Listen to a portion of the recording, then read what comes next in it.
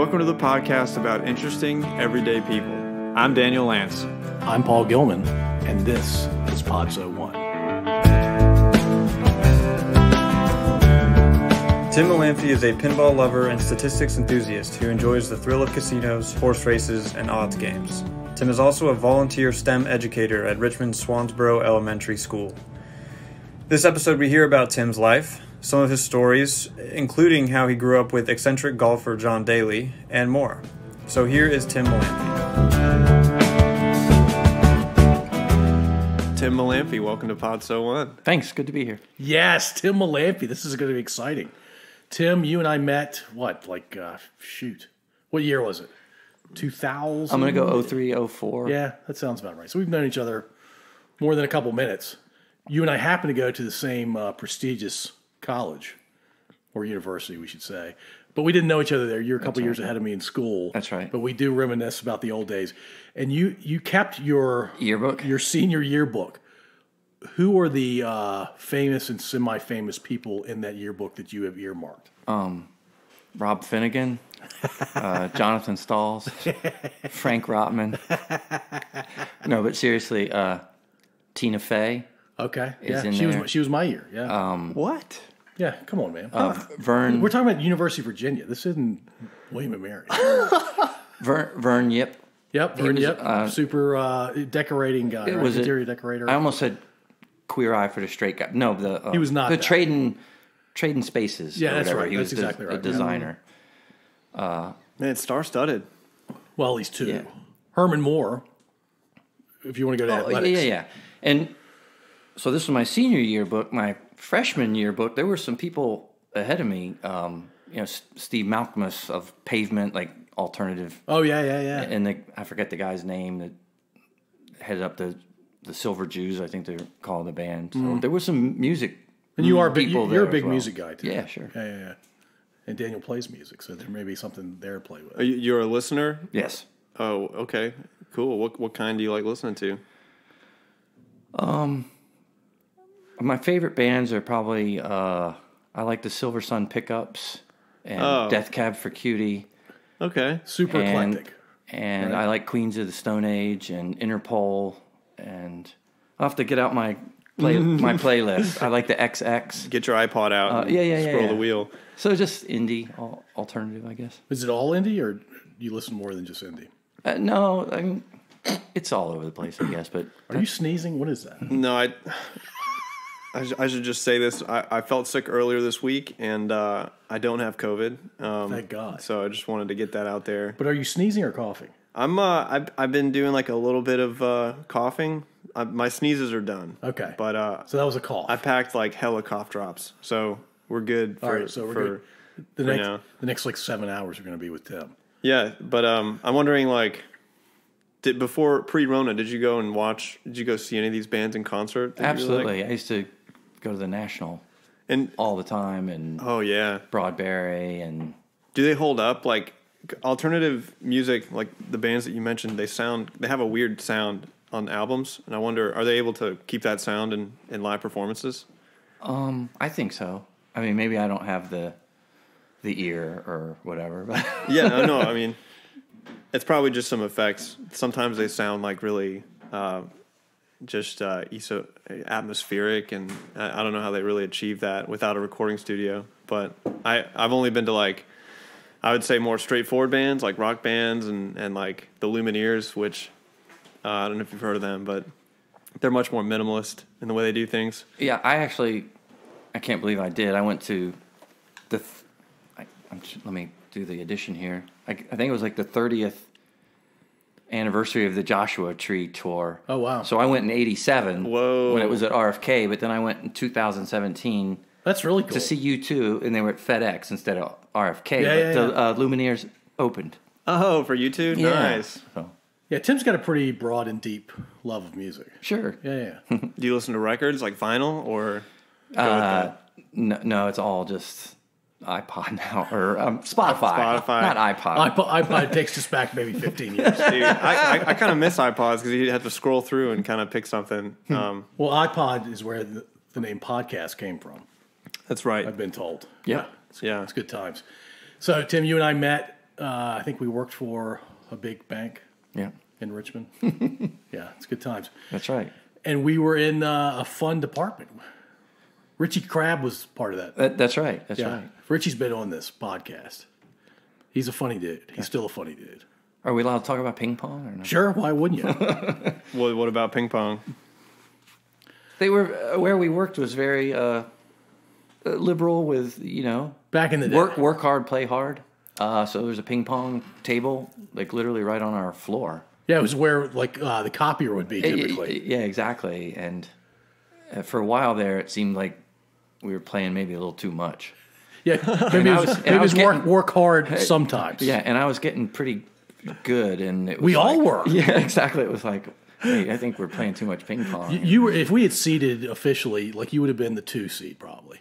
Behind Rahul. Rahul. Oh, Rahul's ridiculous. Yeah, it was this Indian guy. It was just sick. Nobody could beat him. I don't remember anybody beating that guy. I was probably the 6th seed. But I remember I was so happy. You can't control nicknames you get, and some of them might be bad. But this dude named Tom Truxas nicknamed me the Cat because I would get to everything, and then people would be like, "Oh, you come in after you break in with another partner and be like, oh, you got the Cat or whatever." And I used to be so proud. And everybody knew Damn right. Cat was the next best guy behind Rahul. That's great. Those were fun days. Yeah, I was the legit just outside of the top 5 guy. Out of 10 people, I was number 6, I think. But you guys had a pretty good caliber going on, though, it sounds like. Yeah, it was good times. Were you there when we dared Truxas to cut his hair into a certain thing? Oh yeah, I was there. Can you tell that story? Or I mean, I don't know if I'll get all the details right. I'll pitch in. But basically, there was this guy we worked with. He's a great guy. I don't know how it started. Oh, I started. But basically, we dared him, or not dared him, got together money. We said, if we raise X dollars, will you Yeah, cut and your I hair? think it was at least 100. I Yeah, forgot at least, how much at least. I may have pitched in just to get a mullet, kind of shaved. on Ooh, the a mullet, side. okay. Well, so he had a really lovely hair and it just long all over. I'm like, hey, dude, mullet. We take the sides off and leave the back alone, and we're gonna raise. It might have been $200. And back in 2004, And basically, that was he a went decent to. chunk of change. I didn't go with him to the barber, but I think it was over at I went to it. East I Shore. went because Great Clips or something. It was the Great Clips, and I directed the young lady there that was cutting his hair. So I wasn't there live, but right after it happened, it's like, well, you're not finished. Now we're going over to Short Pump. He had to keep it for 24 hours. And this is when Short Pump was still kind of new. Yeah, oh yeah, and I remember exciting. we yeah. parked out back by the Dick's Sporting Good, and we're like, we're going to go walk around the mall. And we get out of the car, we're walking towards the Dick's, still in the parking lot, and this car, kids go by. They're like, hey, dude, nice haircut. And he was horrified. Oh, it was awful. And that was the end of it. No, it wasn't the end of it, because then we went into the food court, and we ate at the food court, and there were all these teenage kids around, and they were snickering a couple tables away, and it was driving Tom crazy. And you would think that Paul planted those guys in the parking lot, but no, it was real. In the parking lot, in the food court.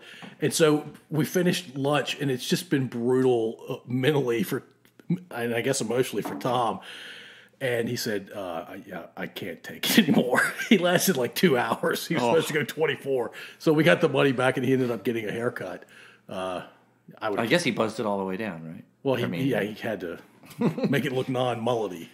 Oh, man, it must have been real bad for him to turn around and give you your money back. I would have tried to stick it out. It was pretty bad. He lasted 2 hours. Yeah. I mean, I would have let it I would have let it go. Who cares? They're teenage kids. Who cares? Yeah, I don't know. Teenage kids can be pretty nasty. Do you think I can track Truxas down? Probably. Yeah, he's a lawyer. A lawyer in Charlottesville. He's a lawyer somewhere in Virginia. Yeah. Oh, He's a great guy. Unless he's changed dramatically, which I doubt he has. He was a really good guy. You'd like Tom. Yeah. So you guys would get down with the ping pong. Ping pong and mullets. And this was also the same Capital One. Sorry. This is also the same large bank. That's the third time. That's the third time somebody said it. I know, man. This time it was one of the hosts. I know, dude.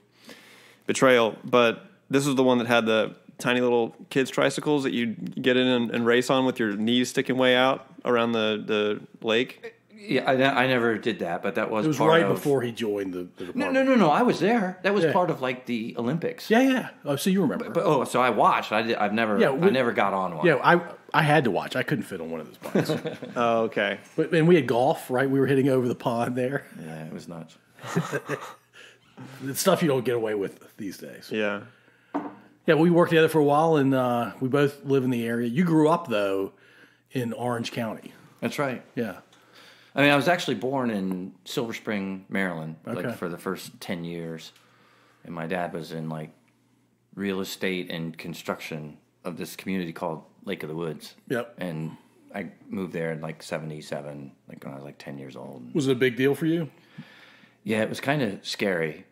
Going Silver Spring is D.C., essentially. Yeah, it's like suburban Montgomery County, Right. Maryland, and then you come down to Orange County, and I love Orange County now, and that's kind course you do, where I grew up. But it was kind of a shock when you Population first 400. get maybe. there, and the principal on my first day of 5th grade comes in, and I'm not trying to make fun of his accent, but it was just like, and you can get your breakfast for 35 cents or whatever. And I was like, wait, what did he just say or whatever? Like, I've been living with the Catholics up in Maryland. They don't talk like this. So this isn't Orange. This is Orange County, Virginia. That's right.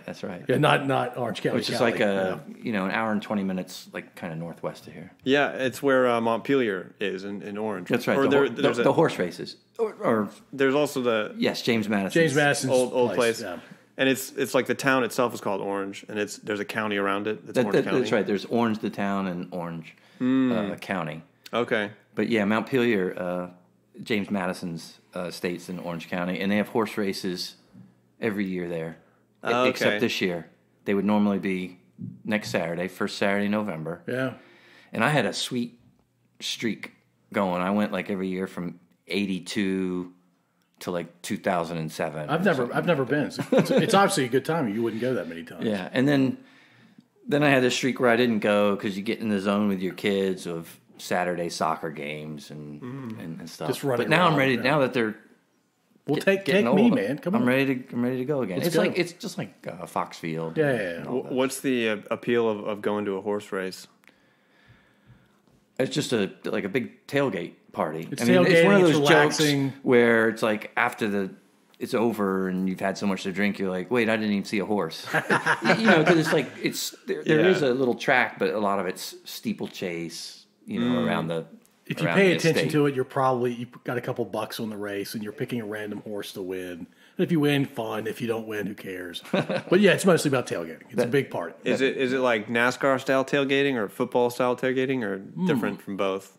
Interesting question. I mean, it's a little different. Maybe some bow ties and starch and fancy goblets and it's stuff. like classy, genteel. But there tailgating. there is like the kind of hardcore party section too. But it just has a general.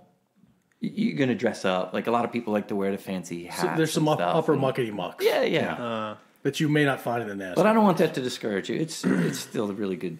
It's a really good time. Yeah. We should go. We should do a podcast there. I don't know, man. Wouldn't there Maybe next year it'll be back on. be a lot of ruckus, wouldn't there? That's fine. What's wrong with ruckus from the podcast? It just interferes with the audio, but don't listen to me. That's fine every once in a while, I think. So, Tim, growing up in your formative years were in Lake of the Woods. That's right. So, how would you spend your time as a preteen and teenager? Well, I mean, hesitant to say, but I'll say it's going to sound. I don't want to sound like white privilege or anything. But I had a fortunate childhood.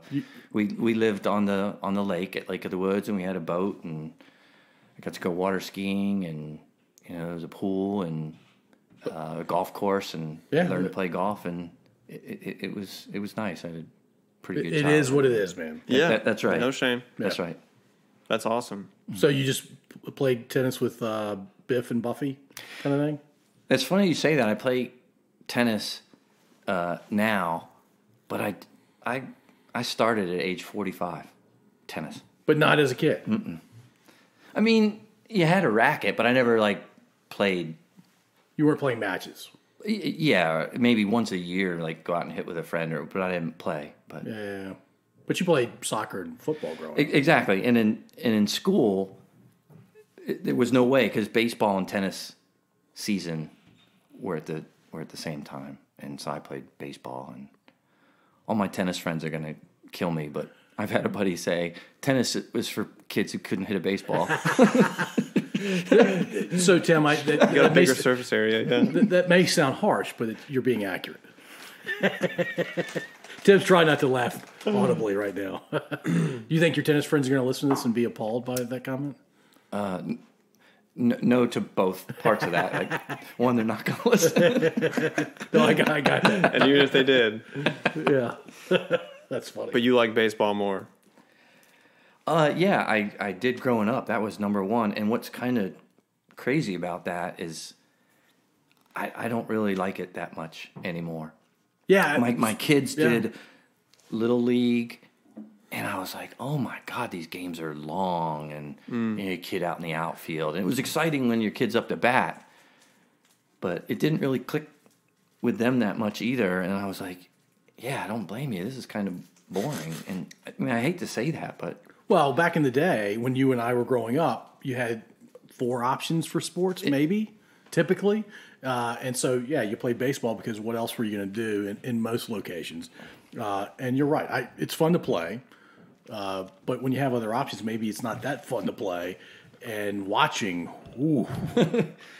Now, Gene Burke, who I think you know, Tim, brought up a really good point. If you're at a pro game, it's fun. It's a social occasion. You can still follow the game and be social and talk to everybody around you. Mm-hmm. But if you're at a Little League game, where maybe you know a couple of the other parents, but you're... Yeah, and maybe if it would have stuck with my kids and they were played in high school, it would have been a little more exciting. But, yeah, some of those Little League games were tough. But a big part of that, though, is also pitching. Like, so my oldest son, Daniel... tried that. And not Daniel Lance, Daniel Malone. That's right. My oldest son, Daniel. So he tried to, and that gets exciting real fast. Like if your kid's on the hill, because he's in every play. Oh, yeah. Absolutely. And then it's like, and then he comes out and then goes to the outfield, and it's like, yep, he's going to start not paying attention. and I will not pay attention as the parent either. Because there's always so many players on the field, or even in the dugout, but the ball's only in one place at a time. Like, if your kid is never seeing it, then I could see how it would just kind of, like, lose your interest. And the funny part, I got a little silly story, is I was pretty good at baseball growing up. What position you play? Well, it changed throughout the years. I pitched and even shortstop as a left-hander which is in weird, Little right? League and then the outfield in high school. But I used to be pretty good, and I would tell my son Daniel that. It's like, your old man needs to be pretty good or whatever. And we're in a game, and I'm in the stands, and a foul ball comes over my way. I know where you're going. And have I told you this before? No, you haven't. I reach up to get it, and the ball bounces off my finger, and it literally breaks my finger. And I was like in such pain, and I ran over to the concession stand. I was like, "Can I get a cup of ice?" And I don't know if you can. I can see it. Yeah, your finger's messed up. Yeah, it's my broken finger. That is a reminder to not let your ego get too big. Yeah, exactly. And damn, I thought you were good, Dad. You just like, because it wasn't like a blistering like line drive. It was just like a pop fly. You probably catch it 97 times out of 100, right? But on that occasion, you actually broke your finger. It's a good story. Gosh, I mean, what do you do if you don't have the confidence to catch that, though? If it's coming down, do you just step to the side? You got to make it. You got to try, right? Yeah, exactly. Yeah. And now you have a badge of honor. Broken finger. So you went to Orange County Public Schools? Yeah, from until 5th grade to 10th grade, actually.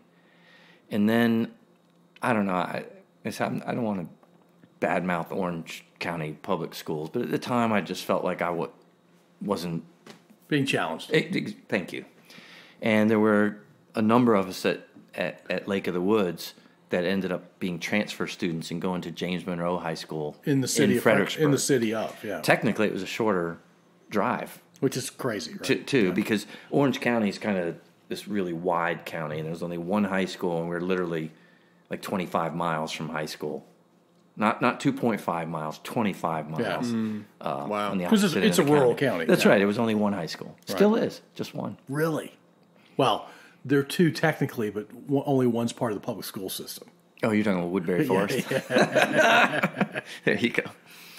But you were a baseball player at James Madison, right? James Monroe. Sorry. Yeah. I went with the fourth president. Not the fifth president. Well, James Madison is who had Montpelier. Right. It's very confusing. And James Monroe is the high school in Fredericksburg. Both from Virginia, though. And here's a Correct. little bit of a funny story. So I get to James Monroe, and then I play baseball there and football, and then we have to play my old school, and they know that I left. Yeah, you so I was a target. Like, Yeah. It's almost treasonous, right? Yeah. Turncoat. Football or baseball? Or both? Both. Yeah. Both. So whether to Did they throw at stick you? me or plunk me or whatever. Did they No, plunk you? I think it was more in, They're just razzing you. yeah, like when I'm up at bat, like, you know, I would talk too, yeah. Are they still allowed to do that, by the way? Because I said my kids don't play baseball. Can When they we talk were- smack? Yeah. Probably not as obviously as we could back in the day. They're whispering it, though. I would hope so. Because back when we were in high school, everyone had a dip, and a big one, too. Sure. Because It's like, that's really hey, pleasant. bada. Can you still do that, or is that? I haven't been to a baseball game in Exactly, so me long. neither. My son's 19. He last played baseball when he was 11, so it's been a while for me. They Well, should. You guys wouldn't be like outright bullying or anything. It would just be like talking trash to the. It's banter, dude. It's all Yeah. it is. It wasn't mean spirited. It could be. I think people were mean back in, right? I mean, Were they? I think so. I don't remember it that way, but they probably were. I guess it depends on like how you if, take if it. you got up there and then you had the entire opposing team yelling at you. I don't know. But who cares? Well, yeah, It's all- you got to shut them up. That's I Right. guess You got to like line drive up the middle. That's what you got to do. Even if that's not your natural swing, you just take it back up the middle. Right? Isn't that the thing to do? I think so. All right, Tim, I just learned this about you a few months ago. You are really into pinball. Why pinball? I don't know. I just started way back in the 70s. Oh, you've been playing since you were a kid. Well, yeah, I've enjoyed it since I was a kid. I mean, the first one I remember is from when we lived in Maryland, like at this 7-Eleven or whatever. Oh, they I actually, like, no kidding, pinball machines in the 7-Eleven. Yeah, two.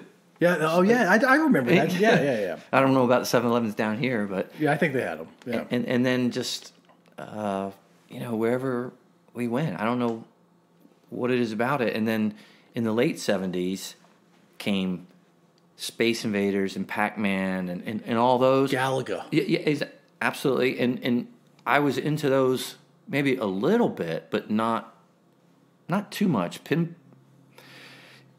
Arcades used to be, when they first opened, like 90% pinball machines, Right. And then they'd have a video game Pong or Boot Hill. If you're there's two guys just shooting each other, and then by the late 70s, it had gone the other way, like 80% video games, 20% pinball, Because of Pac-Man and all that. yeah, absolutely. But I still stayed a loyal So you were a purist. pinball guy.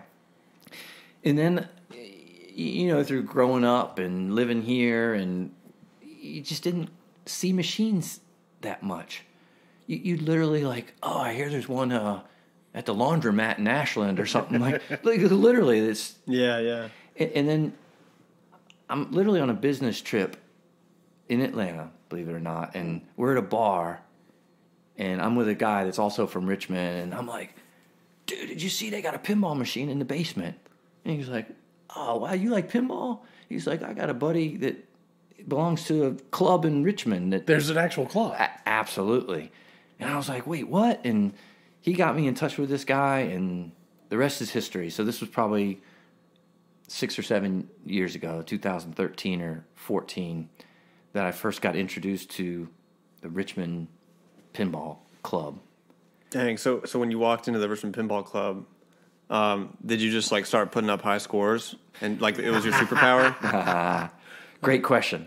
So first, when we say Richmond Pinball Club, that's just a people. There's not like a place. These are all like private collections. in people's basement. Some dude in the club has an amazing collection. No, several do. Wow. So the very first time I go to this guy's house, and I go to his basement, and he's got like, let's call 8 machines, and they're like mint condition, and some of them are the older kind, you know, with the reels like tick, tick, tick, tick, tick, like the old gas pumps. That's right. That's right. And then some of the new ones, and I was just like, holy cow. And then back to your question, I thought I was good, but man, there's some people that are like really good. And it's all feel of the machine and timing, right? Or is there more to it than that? No, it's just being able to make the shots and actually, this is one thing I'm never good at. Like, I never bother to learn a game. I know that sounds really nerdy, but it's like, well, what you got to do is you got to hit these 4 targets and then hit it up this ramp. That sounds boring. And then that opens up super jackpot mode right. to get the high score. Well, I don't know that. I just You don't want to know that. play until the ball goes in. You're enjoying it, yeah. That's right. Well, getting the high scores, I guess, enjoying. But the bottom line is, like, right now in the club, there's like 24 members, and I'm in the bottom half, maybe in the third quartile or whatever. We'll call you below average. There you go. That's a nice Just a little bit. Nice way to say it. But this club has like 4 or 5 hosts. So it's like, then next month, and by the way, it's this was pre-COVID. At COVID, this was shut down. Yeah, sure. So the club's on hiatus right now. It used to be like every other Tuesday. It was my like Tuesday. It's pinball you're night. like, oh my God, it's Tuesday. That's right. And so there were 4 or 5 different hosts, and it was like, oh, I know this machine. It's like, I think this costs like $7,000, and it's like 1, 2, 3. You're pretty good at math, so you figure it out pretty quickly. Yeah. And then it turns out, so there were 4 or 5 hosts, but 24 of us total, or whatever. So there's like, another 15 guys just like me. Like, they're not hosting, and then I'm like, but slowly listening to everybody. Oh yeah, I own that. So everybody's got like 1 or 2 or 3 machines. I don't have any. Like, don't you need at least one? That's what you would think. That might. They're going to kick you out if you don't get one. I better not say too much. They're going to find out. Well, for all 0 of your pinball buddies that are going to listen to this. You either need to make it into the second quartile or you need to get your own machine. But yeah, I think that's right. Yeah, you got to be slightly better than average or get your own machine. But it's just it's a lot of fun. It's a great group of guys. You go over. The host always has like food. You usually bring your own beer. You play like little round robin. It might just sound nerdy, but Is it all male? No. Great question. Yes. It was for like my first couple seasons, and then finally, I think it was like a proactive thing. Like, hey, let's get some ladies, and now I think there's 4 or 5 out of the 24. When you say season, is that like a part of the year, or is it a year? Yeah. So. Literally, like, it might be like January to April or something, and you meet like, it's either once a month or once every 2 or 3 weeks. It's changed, right? Based on the season. And then it'll be like, oh, everyone vacation, summer off, and then there's the fall season, and then it's like, so it's kind of like the school year. I guess. No, it's like 2 semesters. And there might be like a casual summer league where it doesn't where people have to keep it going, count as much or whatever. Yeah.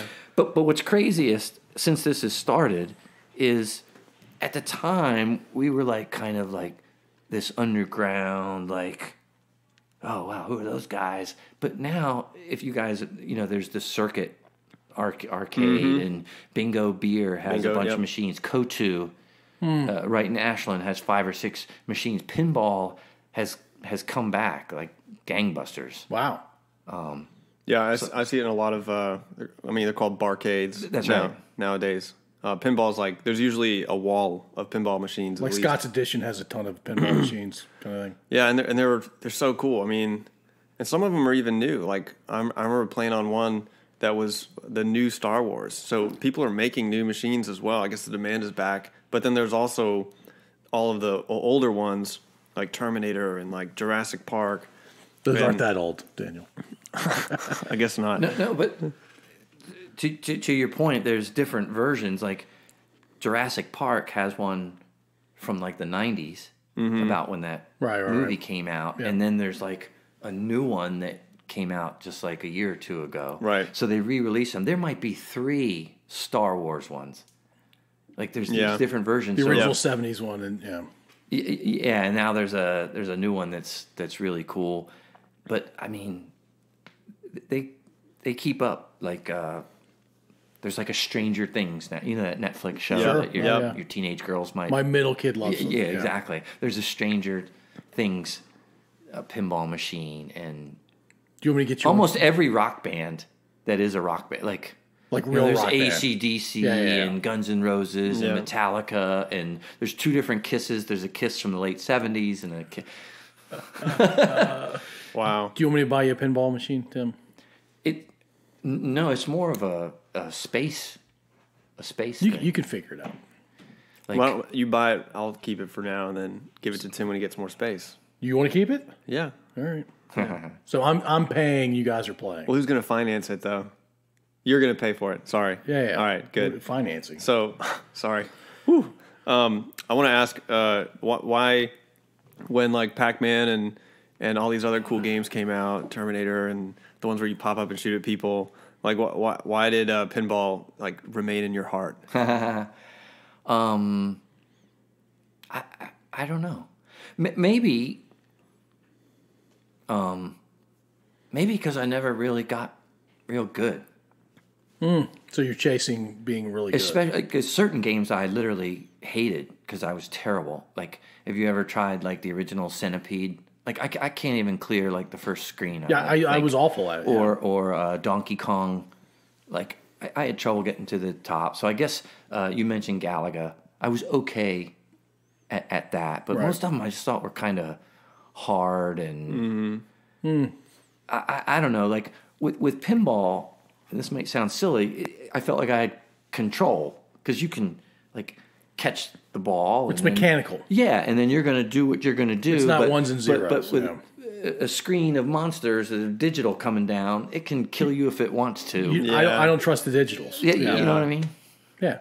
Right. So maybe that's it, but that's probably it. Yeah, I mean, I don't want to say I never did, but as I said, my heart, even through the video game craze, was still always with pinball. Yeah, no, that's great, and I really do like the art, both the way that so many different movies or bands or just artistic expressions can happen through a pinball machine, and then the mechanical aspect of it. Where you're pulling on the spring and it's hitting the ball, and it's actually a metal ball that you're trying to go from going down that gap. So there's something tactile about it. It's probably the tactile thing too. It's cool. And you mentioned the art. Like, you guys have seen these. I mean, they are really, really slick. They've gone up sometimes. Yeah. I'll get you one. And I know, and I'm not trying to be insensitive, but you see some of those from the 60s and 70s that just, buxom ladies in bikinis and stuff on these pinball machines. But the artwork and the graphics on these is incredible. And let me tell you about one little thing that I just found out, like within the last year, because I was watching some show on TV. They showed this KISS pinball machine. So do you guys know the KISS symbol? K-I. Those SS's in the band KISS are actually like German. They look exactly like they are exactly like SS's, and they were on this those antique roadshow kind of things or whatever. They go and look at people's warehouses, and they had a German KISS machine, and it was regular S. And the guy said, this is very rare, and it's from Germany, because in Germany... It's a big deal, You are not allowed to have... Not since 1945, Not allowed to have those S's. Oh, wow. And so the KISS emblem on this pinball machine was like a round circular... Yeah, that pinball machine's worth $1 gazillion. And I was like, holy cow, look at that. Yeah. Look at that KISS. Weird. So weird. Do you think the band intended that? That's a good question. And I had never even realized it until the show and they pointed it out. You're like, huh? I never noticed the Kiss S's. I can't imagine were it like was that. intentional. Can't imagine. Yeah. Why would you if you're Kiss? Exactly. I mean, and it's the same font as the K and the I, so yeah, it makes sense. Yeah, I don't think the members of Kiss are Nazis, if that's where we're going. I know that, Tim. Do you think? No, I don't think that. All right, cool. good. Safe opinion. Yeah. All right. Well, to be honest, I was trying to think if Gene Simmons was Jewish, maybe. He's So that would really be I think he's of an ethnicity that he would not have been maybe he's very popular in Nazi Germany. back in the Armenian. 40s. What? I'm It's not something sure. like that. Yeah. Okay. Yeah. But anyway, He would not have been a member of the Nazi Party back in the 40s.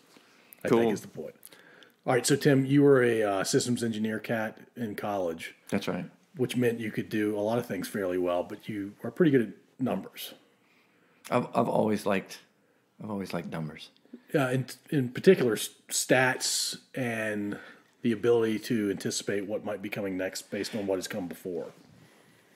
Maybe you're giving me too much credit. I just like probability. Like, oh, there's 3 socks in a drawer and there's 2 different colors. And I've just always liked, probability. And that has led to your love of gambling. That doesn't sound good. Casinos. Your passion for gambling. Well, hold on. You were a younger guy at the horse track, right?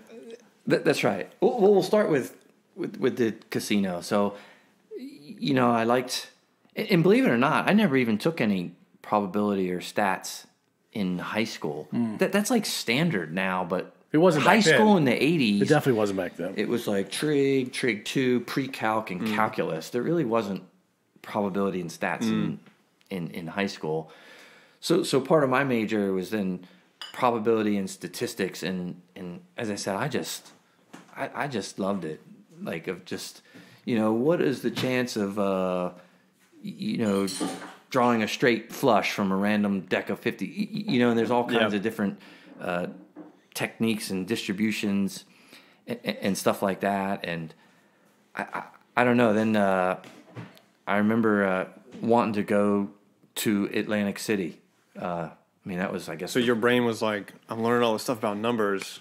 Yeah, and it was really cool. And I tried to learn the game. So you get these books or whatever, and there was no internet back then. This is literally You can't Google late 80s, early 90s. So you could get a book, and so it's like I'm going through the book, and I just was fascinated, like with roulette.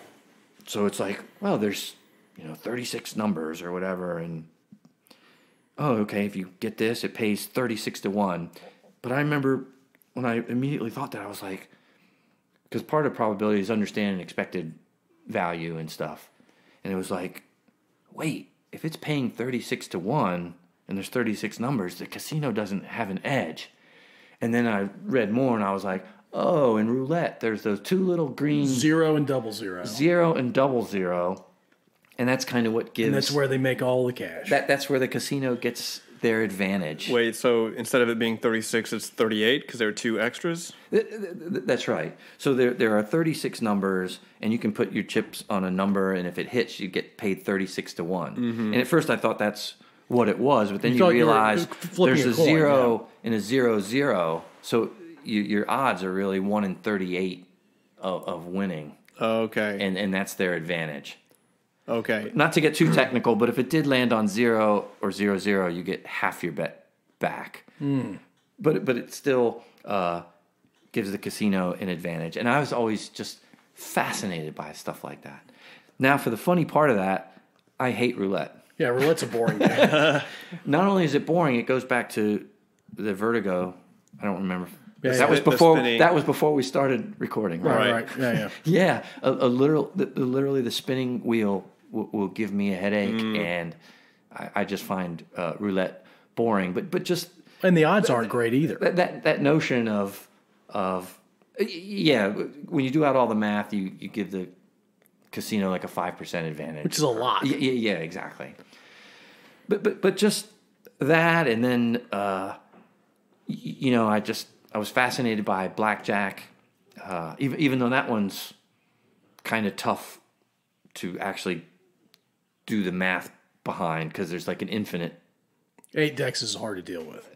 Or just the like a decision tree of saying, oh, you're going to get a 2 and then a 3, and then there's too many combinations. I think they calculate your advantage by like computer simulation to figure out the odds in blackjack. But don't they? Isn't there like a counting system that people could use?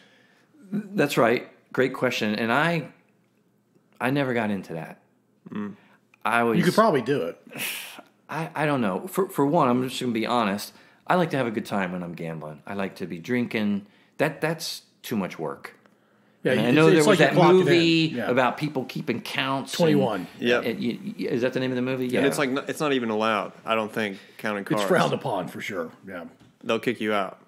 That's right. But as Paul mentioned, they use like 8 decks, and it's really tough to do. But it's so incredibly hard and maybe boring to kind of keep a count of face cards or the plus or minus count. Yeah. If you go in there with $100 and you lose $60 and you had a good time for the last 2 hours, who cares, right? I mean, that's really the main point. But so craps was then the final frontier because it has the best odds. Well, not only that, that is very important, but it's definitely, and I still think it is true, the most exciting. Like there's a lot of bets, there's a lot of action, especially when the dice are rolling. Right? Yeah, and you get people screaming and characters at the table. Tim taught me craps. Yeah, could you give me like a high level overview of what craps is? Paul's like mad right now. No, it's fine, but I think we'd have to do it off recording because it's not. I don't know. Go ahead, Tim. Try to do it in 3 minutes. 3 minutes, starting now. What is craps for someone who's never heard or never learned how it's played? At its essence, it is you roll the dice. If you get a 7 or an 11, you win. If you're betting on the pass line. That's right. We're assuming. Which is the standard bet. With the dice. 7 or 11, you win. And we won't get into all the odds, but the 7, there's 6 different ways to make a 7. Between 2 dice. Die. Just 1 dice, that would be hard to roll a 7. Yeah, but then I can see that with 2 dice. It's 7-sided. Yeah. Okay. 7, 11, you win. 2, 3, or 12, you lose. 4, 5, 6, 8, 9, 10. That becomes what's called the point. And then there's this little disc that goes and then sits on the 4 if you rolled a 4. At that moment... And that disc says on. That's right. And then... Like it's on. And then after that, you throw the dice again, and again and again. And after that, all that matters is that if you roll the 4 before the 7 again, you win. And you at pretty nice odds. After the first roll, the 7 becomes bad. Okay. Or 11. No, 11's not the 11. Just okay. The 7. All that matters after the first roll would be that 4 and the 7. And so if you've ever seen it in the movies and on TV and someone says, 7, winner, and you're like, oh, that's cool. I think I understand this now. And then other times you may be watching the same show or a different movie and it's like, 7, everybody loses. It's because you rolled a 7 before. It changes. Like on the first roll, the 7's good and then it becomes bad.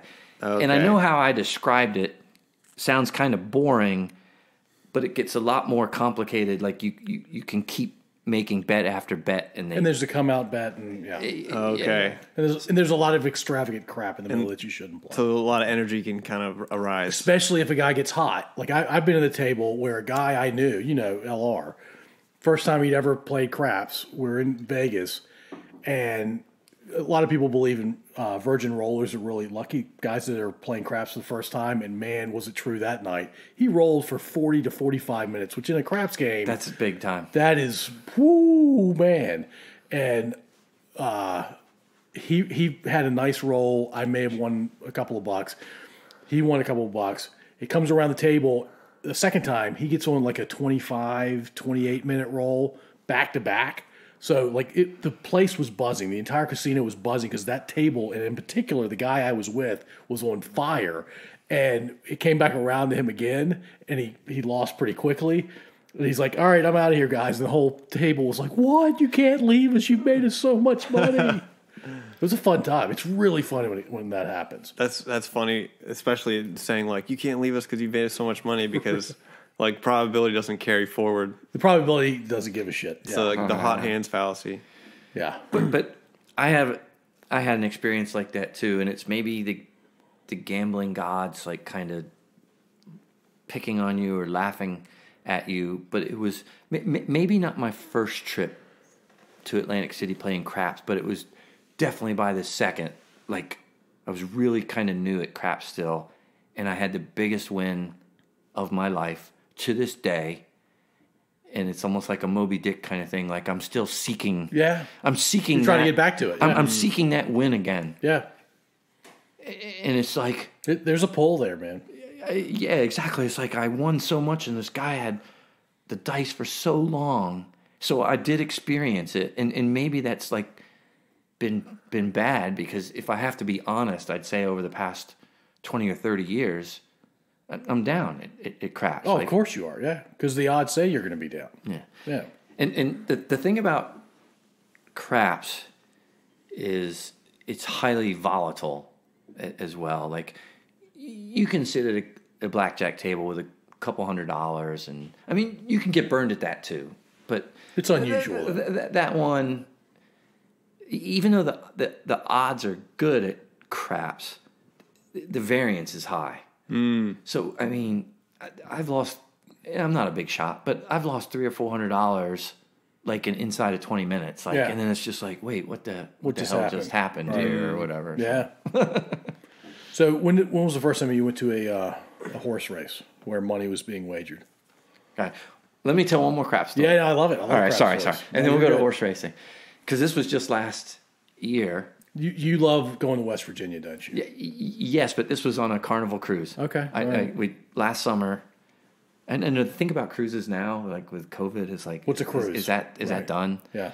But I took the family on a cruise. You know, the 3 kids and my wife Wendy, and they obviously have a casino, and I like hanging out there or whatever. And we're supposed to go to a show or whatever, and I get the dice, and I'm not gonna lie. Even when I talked about my good run when I was 20-something, that wasn't me rolling. I have never had you personally. Yeah. I personally didn't. I don't have a good roll. I just doesn't happen. It just doesn't happen for me. And I'm a lefty. And some people are like, oh yeah, because you're a lefty. Yeah, no. Some people like that, like, oh, lefty or whatever, which makes no sense. Yeah, exactly. But you know how it is. But I'm on this cruise, and I get the dice. And I'm finally have the roll of my life, and I'm so excited. You're in the middle of the Atlantic somewhere, or the Caribbean, or whatever. That's right. That's right. And I know that we're supposed to be somewhere for a show or whatever. And Wendy comes up and kind of just looks at me the first time or whatever, and I'm still rolling. And then the cardinal sin, she comes up and she goes, aren't you finished yet or whatever? And I was like, oh my gosh, you don't say that. You've jinxed this table for the next 4 years. You don't say that to somebody on a hot roll. Don't say the number 7. Yeah, don't. But it was kind of funny. She was like, aren't you done yet or whatever? Did that end the roll? No, I went, I think maybe a little while longer, but you had a nice run. Yeah. Yeah, I've never had a nice run playing craps. Of course, you played more craps than I have. But I still, and then I finally had this nice run, and I'm really conservative, so it's like I'll start with the minimum bet and maybe bump it up a little bit. There was this guy next to me that just was like putting chips everywhere, and he went brrr with red, and then the next thing you know, they're turning into green. Red's $5. Yeah, and the guy kept giving me the winks and nods. And I mean, like, that okay, guy, I hope couple I don't grand, yeah. Right, and I hope this never stops, because you're gonna be really pissed when it does. Wow, craps is a good time. Yeah, it sounds like there's a lot of what is it called? It's not surreptition. What's the serendipity? No, it's the. What is it when people are like? There's like a SPO word where superstitious. Thank you. Yeah. How is that a SPO word? Because it's got an S and a P in it. Okay. So it's funny because every word that has an S and a P in it is a SPO word. All right. Oh, it's crazy. Like if you're if someone's on a pretty good roll. Oh, you don't say shit. Nobody says anything. Let's say you know how it works. You throw that. You've seen a craps table, so you throw it across the table. Yeah, I'm familiar with that action. Yeah. Sometimes it bounces off the table and out on the floor. And they have a whole bunch of dice, and sometimes they'll want to give you new dice, but the guy rolling say no, same dice. So he has to go to the floor. Well, how it works is normally a player like one of us would go pick it up, and then you have to go and like place it on the table. They're real formal about this. Well, because there are cameras everywhere. Yeah, and then the dealer will pick it up and you might have look at it to make sure that I didn't try to slip in the weighted die, the crooked dice, or whatever. But people really want the same die, especially if they're doing well. Right? It's kind of funny. Yeah, it's so. I mean, it sounds like you're almost as interested in like that whole culture around it, the hot rolls and like the all the things to do, as well as the probability of it. Yeah, absolutely. I mean, I just have fun. Well, it's emotional. There's math, and it can be a great time. It can also be horrible when you just never get on a hot roll, or even a mini hot roll. Yeah, craps can be brutal. And the math is designed right over the long term to have you have a negative expected value. That's right. Over the long term. So. Every game in a casino, always. But that's right. Except for poker, they say. I mean, you can win. You're playing against other people. They just take their. Are you any good at poker? No. Oh dang. Yeah, I've always wondered about like professional poker players and how they do it, but they're pretty good at math. And they're pretty good at reading people. Yeah. Must be. Yeah, we can talk about. Was that pre?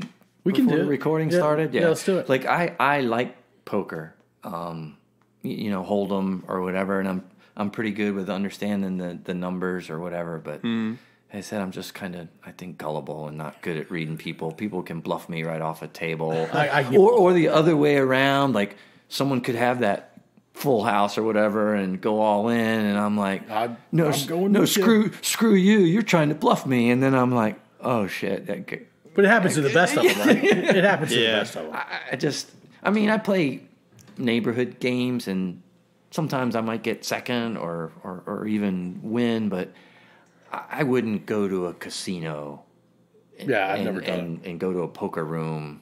That would be way too intense for me. A lot of those guys are like really into it, and they do it all the time. No thanks. Yeah, and there's a really big online scene I hear, as well with poker. But yeah, you don't do it unless you know what you're doing, I guess, or start low. yeah, as long as you can withstand the loss. Yeah. All right. Well, horse racing, right? Yeah, going right horse racing.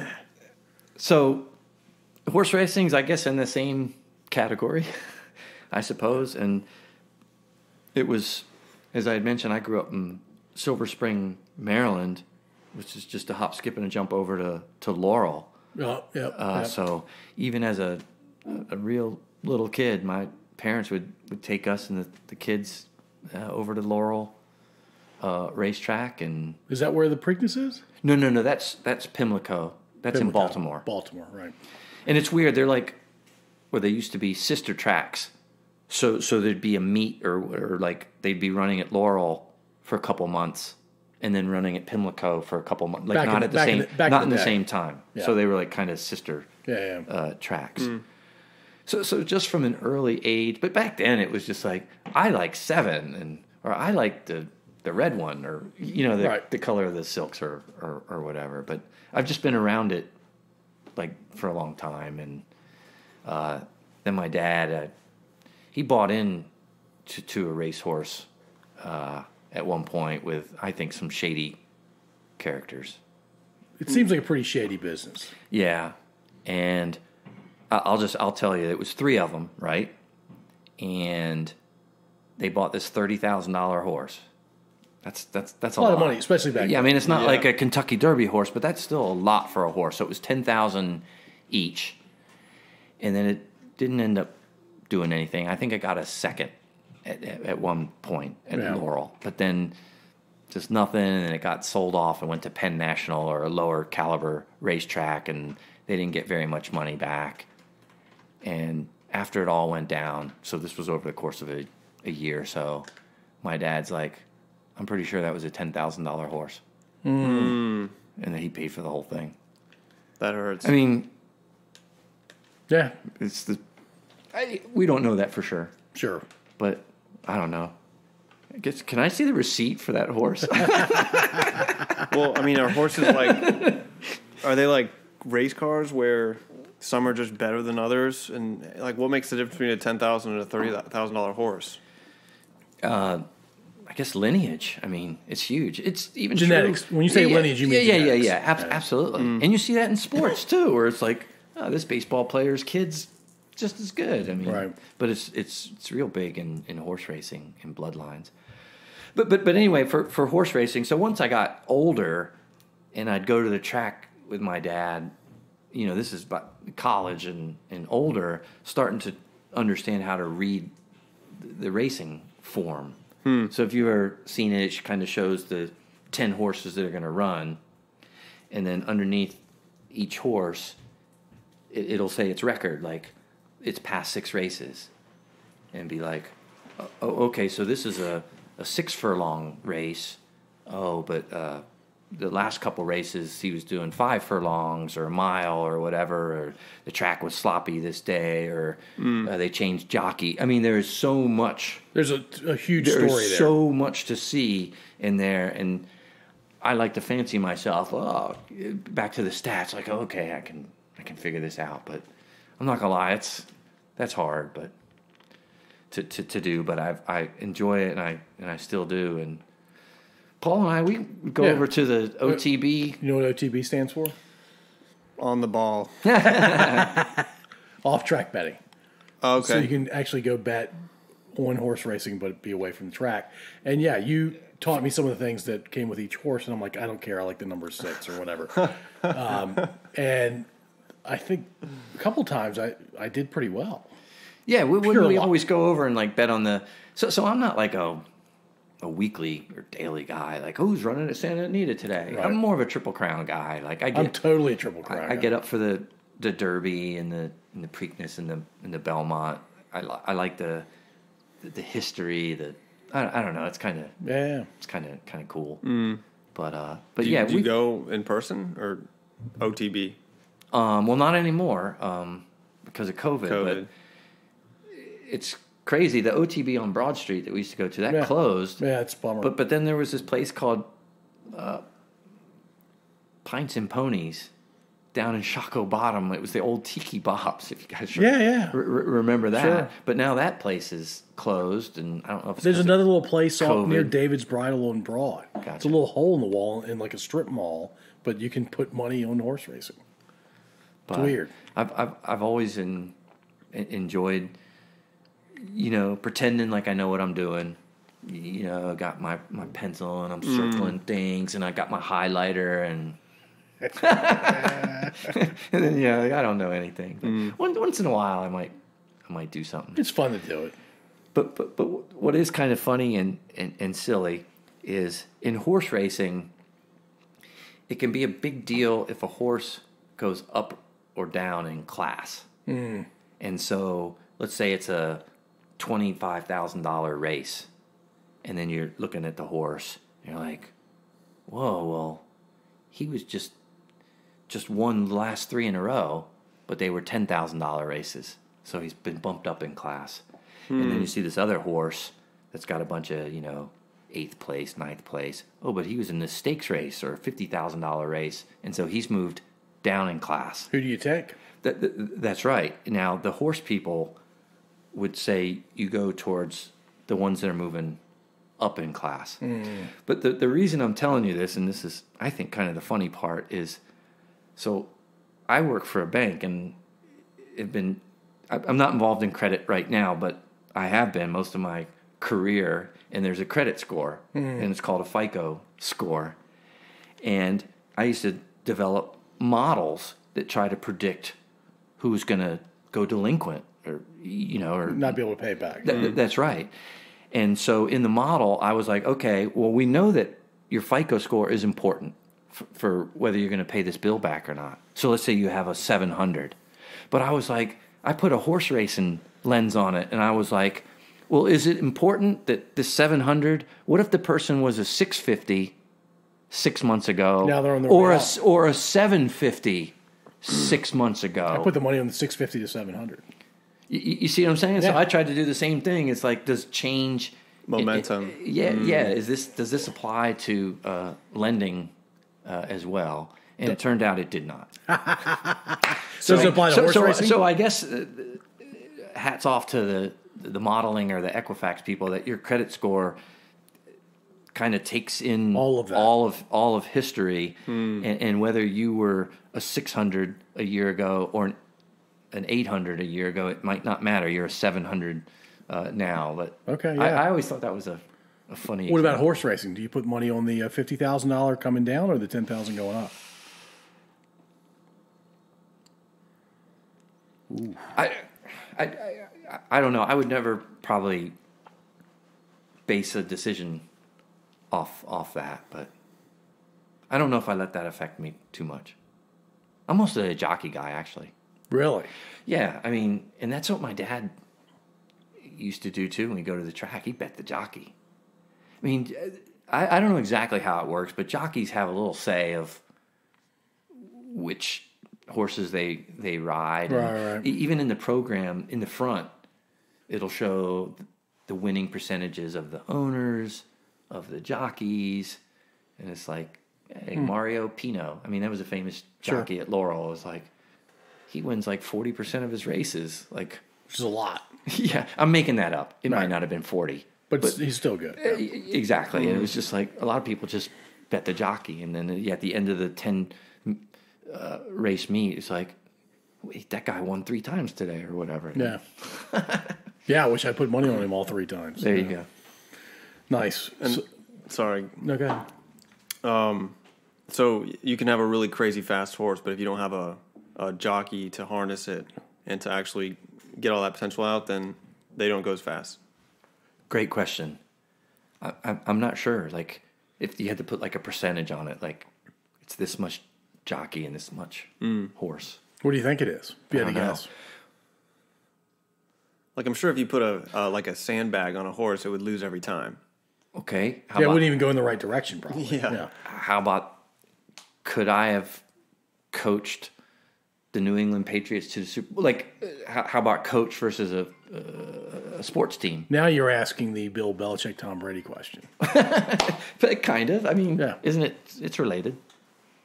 Like, is it the So the is it team? 50 How much does the coach count? Like, So I think this season is indicating that it's more about the player. It's more about the your horse. Bucks. That's right. Damn right, my Bucks. With a minimum level of talent, if there's like a baseline of jockey talent, then all you need is the right horse. But if you go below that level, so in this case it would be if you go below the coaching level of the Buccaneers, which it seems pretty hard to do. Just kidding. I don't know anything. I don't even know who's the coach of the Buccaneers. Forget Bruce me. Arians, man. Come on. It's not Gruden. I'm Like 20 years ago. I don't know much about football. I'm a Me fan of neither. the Washington football team. Okay. Which is to say you don't really watch football. WFT. Very nice. Yeah, exactly. Yeah. So I've been WFT. tortured for the past 30 years. Yeah, I think they're the losing- They won the Super Bowl in '93, I think. Close to 30 years. But Yeah. I saw a stat there, like the losingest team or the team that's made the playoffs the least or the most seasons with 4 wins or less or something like that. You're not our first Washington football team fan. I'm just saying you could bring out the Browns or the Lions, but sprinkled in there at some point was like this good season. Yeah. Like in Washington hasn't really had any. In the last 30. That's right. I think they've made the playoffs maybe 3 times and went out in the first round or whatever. I think they won one game in the last 25 years. It was against Tampa Bay. In the playoffs, you mean? Yep. Oh, okay. They're ripe for it's the makings of a movie, like a team that hasn't won for 30 years, and a new coach comes in, new quarterback. There are comes few in. of those though. There are like 7 teams in the NFL like that. Well, I guess you just got to get the right people in there. It's the bottom quartile. Somebody's going to bust out of the bottom quartile, and I hope it's not Washington because I have never liked Washington. I hope they're awful. I hope Dan Snyder owns the team till he dies. Everybody loves a Cinderella story, though. Not Dan Snyder. Do you like Dan Snyder? Are you happy with your owner? No. Yeah, how can you be? I don't know anything. But I wasn't a big Jack Kent Cook fan either. Everybody's, Jack Kent Cook. He won 3 though, right? As an owner? Yeah. Yeah. Yeah, no, but winning versus just, I guess, a personality type. But back to the races at Mount Pelier. I have seen Jack Kent cook there a couple Really? of years, and That's pretty. Pretty hoity-toity. Yeah, but so I'm gonna restate what I said earlier. There is a party element there because I got some friends that I grew up with, like to Yeah, sure, having fun. party at all and not dressed up, and we were walking along, and he saw Jack Kent cook like in his limo and plaid jacket and handkerchief. He went in and talked to him. Oh my God, you're gonna get thumped by his bodyguards. But nobody did. No, it was all good. Yeah. But seeing Jack Kent cook at the Malamphy races, yeah. The only reason he's not the owner anymore is because he passed away, and then Snyder took it. Or did Snyder buy it before he passed away? I think he sold it when, I don't remember the exact timeline, but he was in his 80s, I think, when he sold it. Yeah. Daniel loves this part of the conversation. I love it too. And, I can actually segue into our next part of the conversation pretty seamlessly. Because you're good at that and I'm not. Because I knew that you grew up with another famous athlete. There you go. Sports person who I've heard of, but I don't know a lot about. His name is John Daly. That's right. So earlier I said I grew up, or what do you describe them as, formative? Formative years, sure. Yeah, formative years at Lake of the Woods up in Orange County. And I was good friends with John Daly, who is a professional golfer and kind of a wild man. He'd been known for drinking and smoking and being basically golf's bad boy. Bad boy. And now he's on the senior tour. And it's funny, like he doesn't like win very much, but he still gets the biggest crowds. Yeah, people love him. Yeah, he's like the common man's golfer. I mean, there's videos of him playing with jeans and no shirt on and stuff. But anyway, so he's a year older than me. So we were good friends. I was like in probably 6th, 7th, and 8th grade, or 5th, 6th, and 7th, and he was like 6th, 7th, and 8th. So I was like 10, he was 11. 10 to 12, 11 to 13. Yep. And it was just crazy. He literally like taught me how to play. Like I was left-handed, so that was hard enough because back in the 70s, you couldn't find left-handed clubs. Right. Who's going to make the first time I went out to golf, they tried to give me right-handed clubs and say that, no, you need to hit right-handed. And I just couldn't do it. I was batted left-handed. And so I think we may have gone into the mall to Montgomery Ward's or Sears and found like a loose club here and there. So I literally had like a 6-iron and an 8-iron and a old wood or something like that. Yeah. I literally had 3 clubs. But anyway, John literally, I guess, took me under his wing and taught me how to play. And literally I used to hold it. Yeah, like kind of like this. Bat, yeah. Absolutely. And he no, interlock your fingers, wrap this top thumb over, and line your thumbs up. Right? Yeah, exactly. And it was awesome. And dude, he was so good. I mean, even like he won the British Open. He won the British Open. Yeah, he's won 2 majors, and he won the PGA championship. Oh, wow. Well, and he's the brash guy that would play in jeans and no shirt, or he'd wear like really bright orange, green, pink kind of clothes, and the British are quite proper. Yes. And so that goes, and I think he sported the mullet for most of his adult life, and he goes over to the UK, and of course he's a story because he's so unique, but there's no way he's going to win, and he ended up winning the whole thing. But I mean, it was just, it was nuts. And when he was 13, he played in the community. It's called Lake of the Woods, the Lake of the Woods men's golf championship. At 13, he won. Dang. So he rubbed a lot of people the wrong way, that they got beat by a kid. And the next year, you had to be 16 to enter. So he won it at age funny. Wow. 13. But what was kinda crazy fragile. is it's like the pro at the time was kind of mean to him. And like, why would you do that? This kid's yeah, super so let me give talented. you an example. So we're literally on the first tee, and the pro comes out. And John hauls off and whacks one with his driver, and it probably goes 200 yards. and this is probably when he's 12, not 13. That's a good shot for a 12-year-old. Yeah. And the pro says, "That's pretty good, John. That's about my 5-iron." And even as an 11-year-old, I was like, "Man, you're a jerk," right? Or whatever. Like, yeah, you should be supporting this kid because he's clearly naturally talented. Yeah, exactly. Yeah, instead of punching down. But I mean, I just remember so many things. Like, I remember he would tee the ball up so high. Like I don't know what other pros do, but he would tee up that ball so high. And I'm trying to learn, and I wouldn't tee it up that high. And I was like, "Oh, well, John, also, you know, from what I understand, like, you shouldn't necessarily swing as hard as you can." And he's like, "No, I swing it as hard as I can every shot or whatever." Sure, Tim. Oh my gosh! Sounds like a character. Oh, he was, and still is probably. I can tell y'all a couple more stories. I got, and I'm innocent, and I'm innocent to this day, that he and this other kid were at the pro shop, and the pro like walked over to the snack bar or out of the room or whatever, and these two, like John and this other kid, stole some golf balls and like put them in their pockets. And I came in and I was like, "Oh my God, what are you guys doing?" or whatever. But I was there with them, but I didn't steal anything. But I was just like, "Oh my God, what are you guys gonna do?" Like, and then he comes back in, the pro, and busts all three of us. And we all got in trouble, and we had to go down to, we called it the guard gate, because this is a community like with one of those little police guys, and we're gonna call your parents, and we were all crying. This is a 1970s movie, what you're describing. That's right. This was probably 1978. Yeah. And we all got busted. And our punishment was at the pro shop, there was a putting green at the time, but no sand trap, which I still think is weird. Most putting greens don't have sand traps. But our punishment was to like dig a sand trap. They'd been waiting for you guys to steal those balls for a couple of years, probably. They egged us on. No, yeah, they set them out for you. Now, right.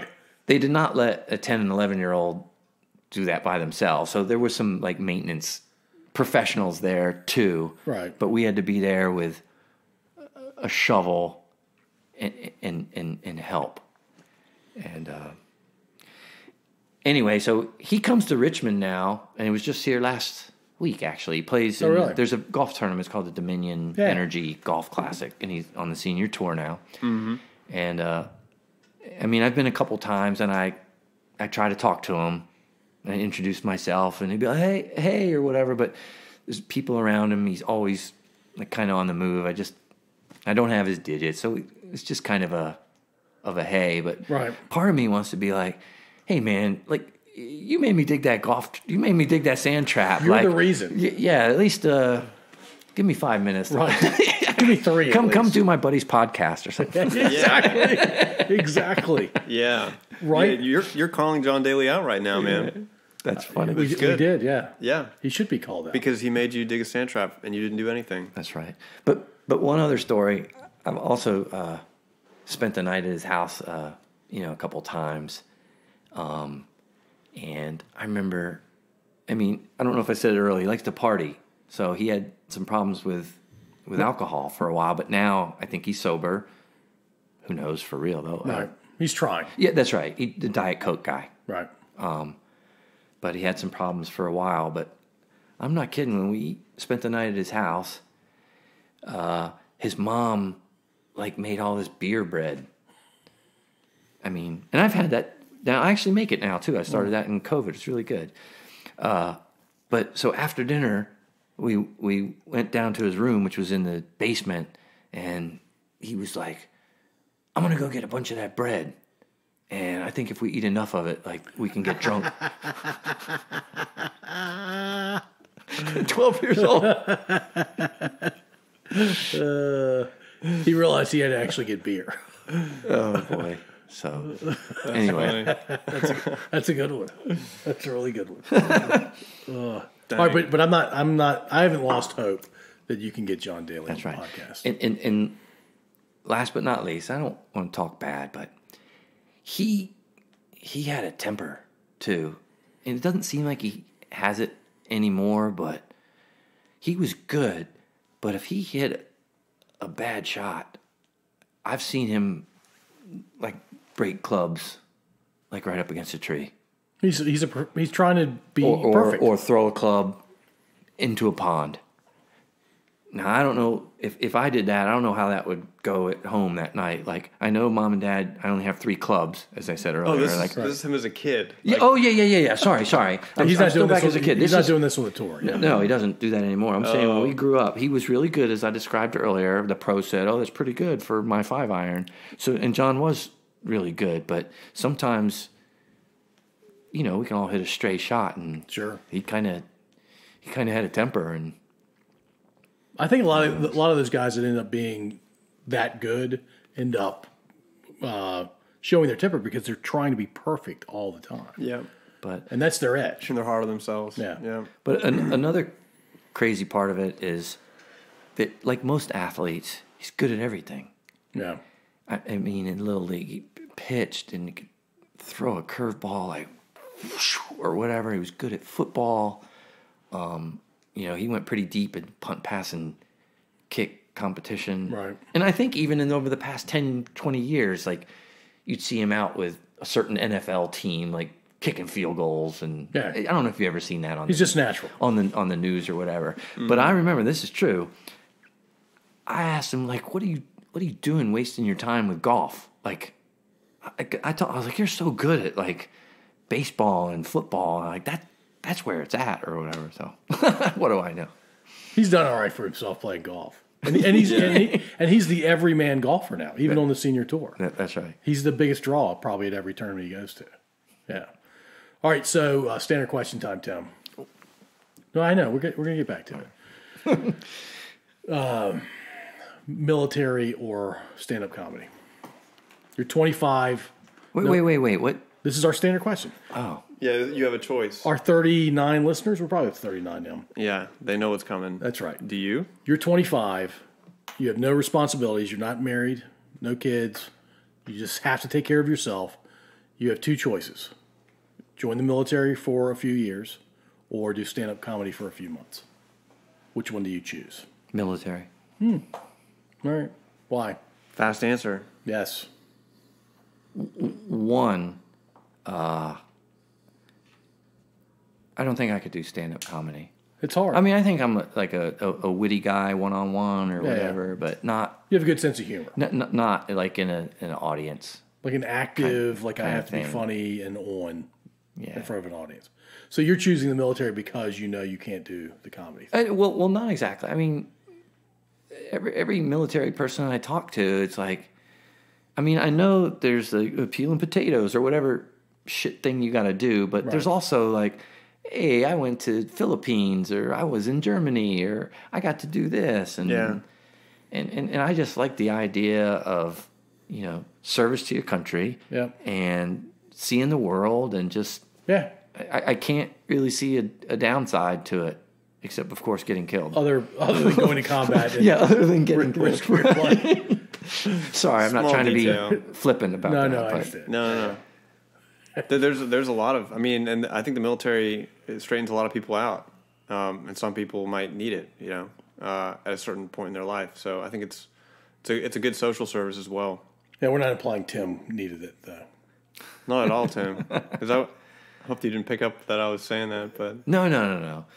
But and it just, and I don't want to be controversial. It seems like a good deal, and what I mean by that is like the whole retirement pension. I also, know people. It's like, well, okay, I did my 20 years here, and now I'm going to go get a job here on this naval base And I'm making work 50% for the government. of my, And then after that, then I'm going to go work for this contract.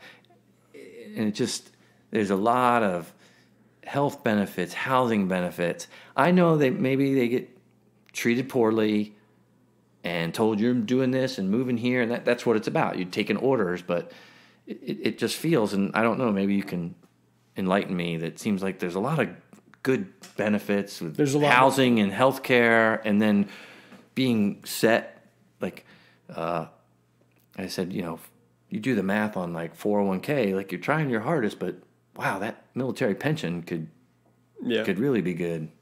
There's a lot more good than bad. Yeah, it's a good long-term view of it. Absolutely. Yeah.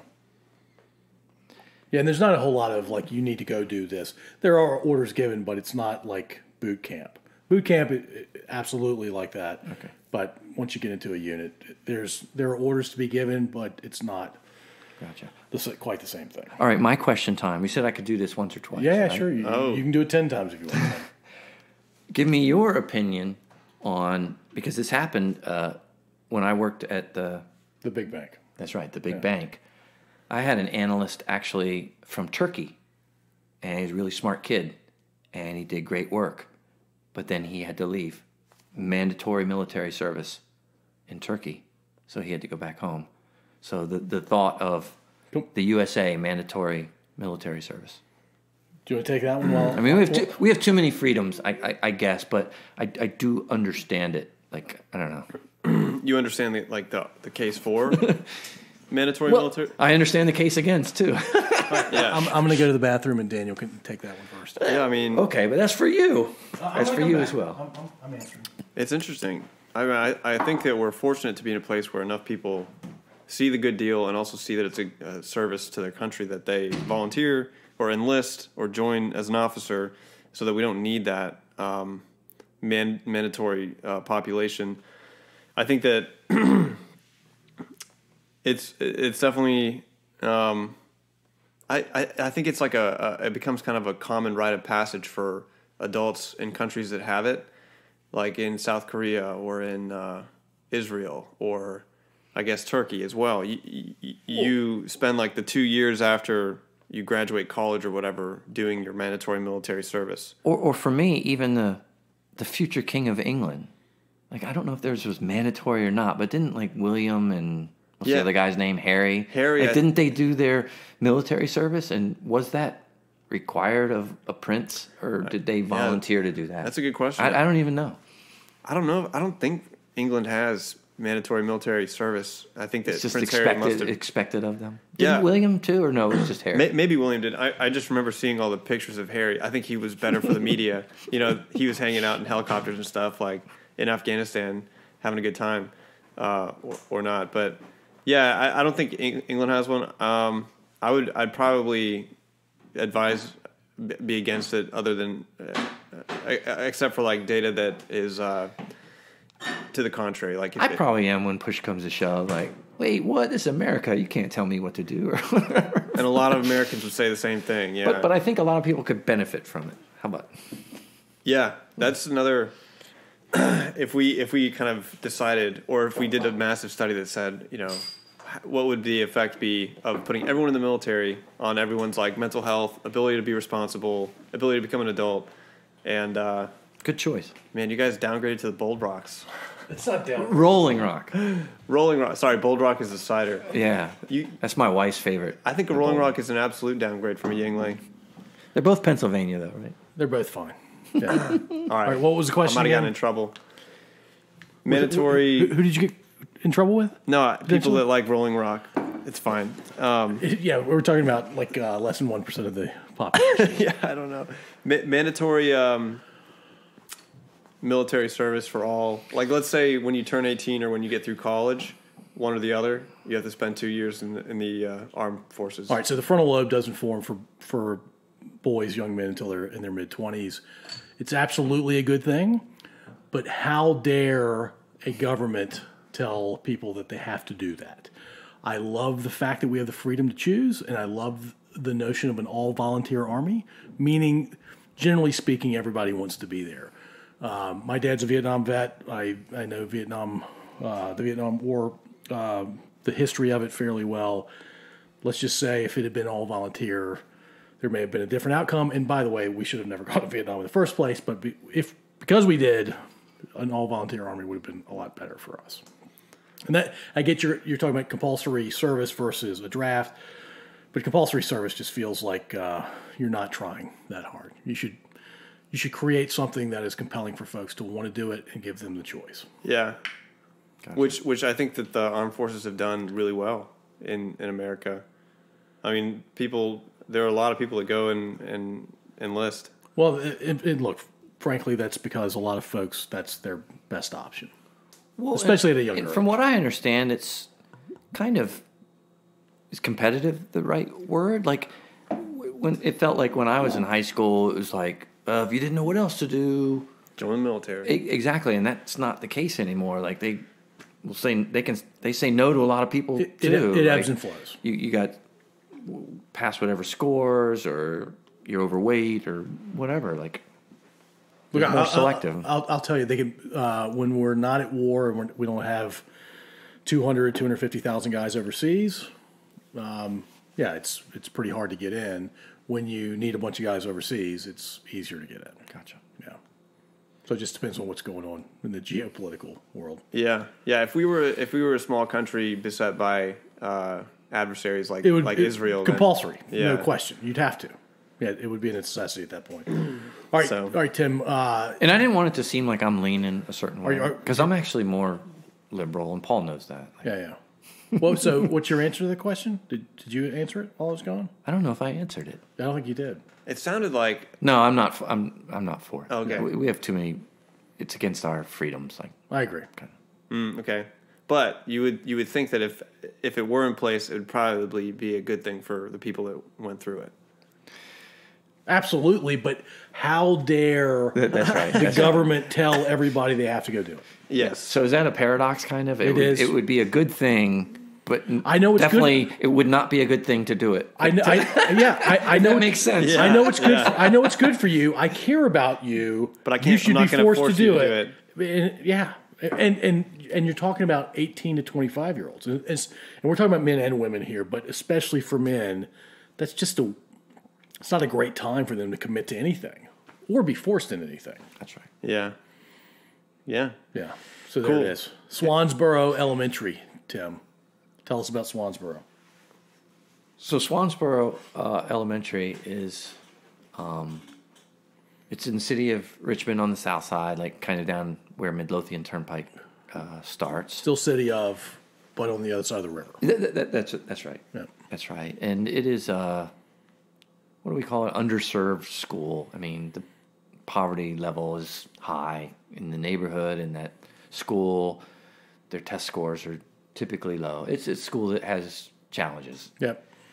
And the church where I go, Reveille United Methodist, has a partnership with Swansboro. And so I've been mentoring there for like a number of years, where I'll go in and I actually work. Where I know exactly where you work. Yeah. Pre-COVID, it was like right. a couple miles from Swansboro, so I go in once a week and meet with students, and for like the first couple of years, it was I'd meet and we'd go and do like math problems and reading and stuff. And then, and I'm not trying to confuse the story, but then my wife, Wendy, actually got a teaching job at Swansboro. At Swansboro. And that was very challenging as well. There's, a lot of behavior issues. And Wendy would come home and, this kid said this certain thing that you'd be like, wow, that shouldn't come out of a first grader. Yeah, maybe a sixth grader. But or whatever. Or, well, she said that so-and-so, like, someone came by with a gun last night or whatever, and it's like, you've got to wrestle. Well, do I need to... What do you do? Yeah. Report this? Just a lot of challenges. And so in Wendy's time there as a teacher, I've gotten even closer. Like, I can walk, and like the people in the front desk, know who I am, and like, I think you're only supposed to have one child at a time, but I go in now and I take two. So, and I shouldn't keep saying it, but this was like this year it's not happening. The kids are online, but this was last year. I had a couple students. They were fourth graders at the time, Thaddeus and Jarvis, and I'd go in once during the week, usually at lunchtime, and I'd meet them right in the cafeteria, and I'd sit there and have lunch with them. I mean, I wouldn't eat, but they would, and then after lunch, I would. They didn't ever want to do reading or math or whatever, so we'd just go to the gym and shoot basketball and kickball and throw the football and just everything, and it was really rewarding. And once they're back in school, I hope to be able to do it again. City of Richmond may not go back until a fall from now, roughly a year from now. And we've been to like their sporting events as well. Like went to this like championship football game, like that was actually played at Varina High School. It has like a turf field, right? And it has a scoreboard, and that's a big deal, and everything. And so try to be an active part of their lives. So as I said, it's not so much education, like if 2 and 2 is 4, like, but it's more of like, and not a father figure either. I don't want to say that. It's more of like just an adult friend, an adult influence. There you go. Yeah. Is mentor too strong? No, that's technically what it is. Oh, okay. Yeah. Like when I type myself in at the computer in the front office, it's like, why are you here? Mentor. How old are they? What grade are they in now? Oh, they're in 5th grade now.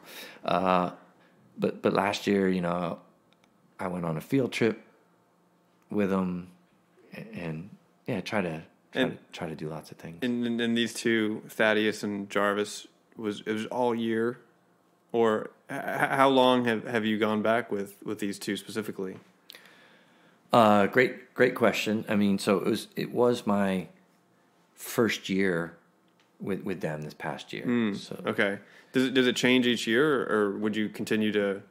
It has changed, but my relationship, and Wendy's, my wife, as well, with them is pretty strong. So if we would have gone back to school, I probably would have said, I want to go to 5th grade, and I want these two kids again. Yeah.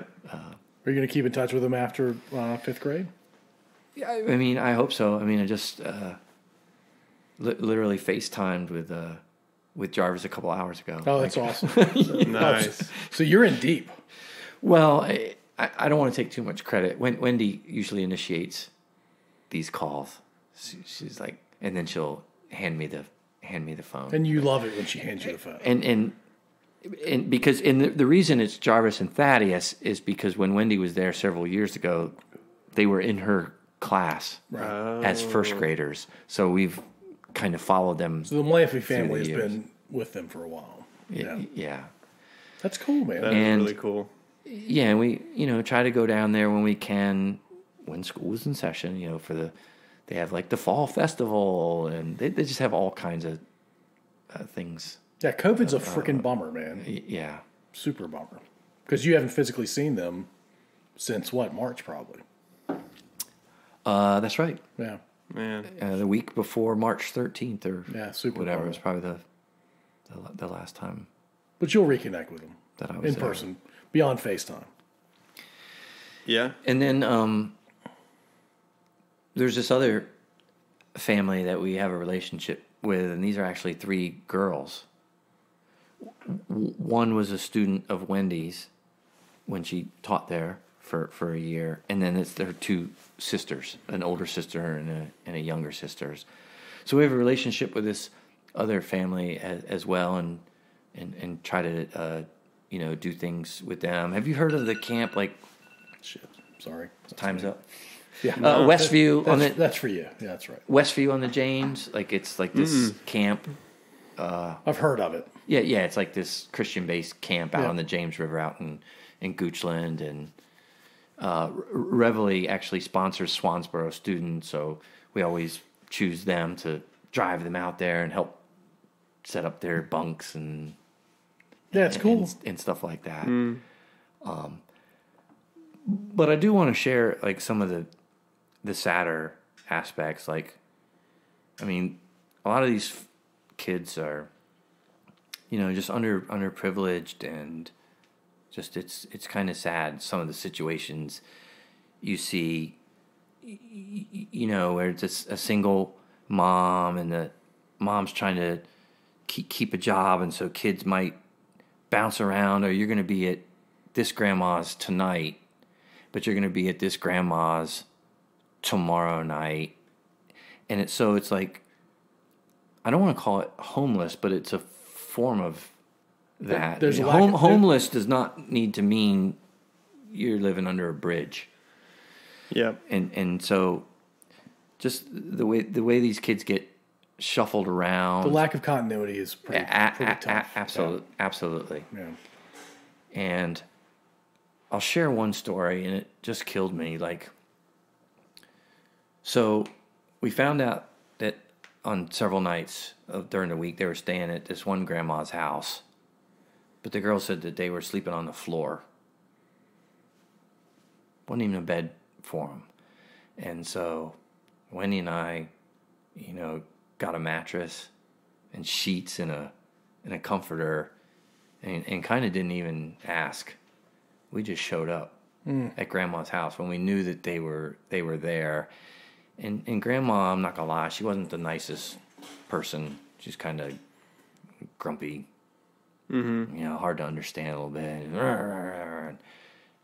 And we just came in, and it was literally like in the family room floor. That's where they usually sleep, I guess, with maybe a blanket or sheet or a pillow. But we put the mattress down and open the sheets and put the sheets on the bed. And it's like, okay, well, when you're here, you at least you got this now, right? So then, and here's what I consider the sad part. We were going to open the blanket or the comforter up because it was brand new. And Grandma had enough, I think, of us. It's like, whatever. I'm not trying to make fun of her, but yeah, she definitely did not want us messing around anymore. And I was like, and then we left. I mean, you can't stay there forever. That's right. Then we left, and I was like, well, why couldn't we at least finish making the bed? And Wendy said she's pretty sure that the grandma is going to take that unopened package like back to Walmart or whatever for money. Yeah, that's right. And those kids won't even have like a blanket or whatever. Man, sorry, I'm gonna get emotional. No, it's all good. So that's just one example of a day in the life or whatever. Yeah. No, it tells me a few things, Tim. It tells me that you're a good man. It tells me you have a big heart. It tells me that a lot of people take a lot of shit for granted, man.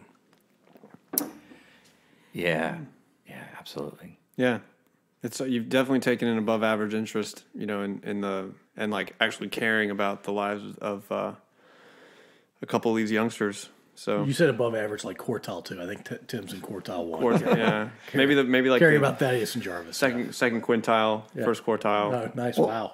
Well, then we'll end on a positive note. So each Christmas, I try to pick out because I know since Wendy worked there, I know a lot of the teachers there, and I know one kindergarten teacher because kindergarten's the most fun because they're the youngest. Each Christmas, we'll put together stockings. So I'll literally, whether it's a Dollar Tree or order on Amazon, you get stockings and books and games and candy and stuff, and you just make all these stockings. And folks at work in my department are always looking for charitable things, so I'll put out hey, if you want to donate, to these stockings, because it can add up when you put together 25 stockings or whatever. But so we put all those together, and then we go deliver the stockings kind of as Santa Claus. I know this is sound, so I can't really show you pictures, or that wouldn't be fair to the listener. But we got pictures of us like delivering stockings and stuff. That can be the picture that we put associated with your Oh, episode, nice. if you want to. Oh, yeah. I'll send that to you. Okay. Absolutely. Yeah, that'd be that. cool. Yeah, would be cool. And how do people get involved in, like, if somebody's like, hey, I want to do what Tim's doing. I want to like take an interest in some kids. And Great question. Yeah. And Wendy prepped me. By the way, you said great question to Daniel 4 times, only once to me.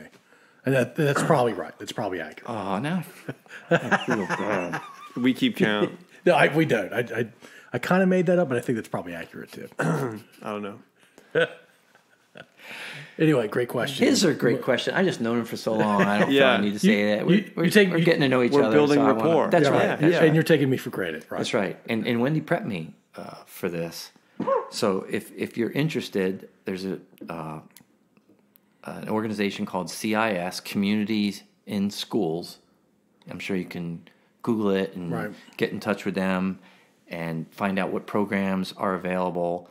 This was just Swansboro, but there's Plenty of kids. you had plenty of underserved Richmond public elementary schools, volunteer, mentor, meal distribution, especially now with COVID going on. Yeah. So Yeah. CIS. I think we're gonna put that in the intro. Absolutely. In case people don't make it all the way to this point. I'm sure everybody will make it to this point. But they will. Yeah. All of our listeners, I'm sure. But just in case. Out of the 30, I was like, we won't go an hour. yeah, I told you we would. Yep. Out of the 39 listeners, there may be 4 still with us, but it's fine. All right. Well, do you want to talk about your family a little bit? And by the way, I meant 4 that are not related to Tim when I said 4. Okay. Yeah. Yeah. So Tim, tell us about your family, man. Well, my wife is my lovely wife, Wendy. We've been married 27 years. We have 3 kids.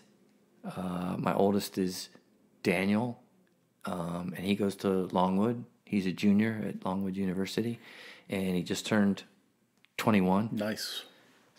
Big so number. at least he can drink legally. He can go to casino with you, too. Oh, I didn't think about that. I did.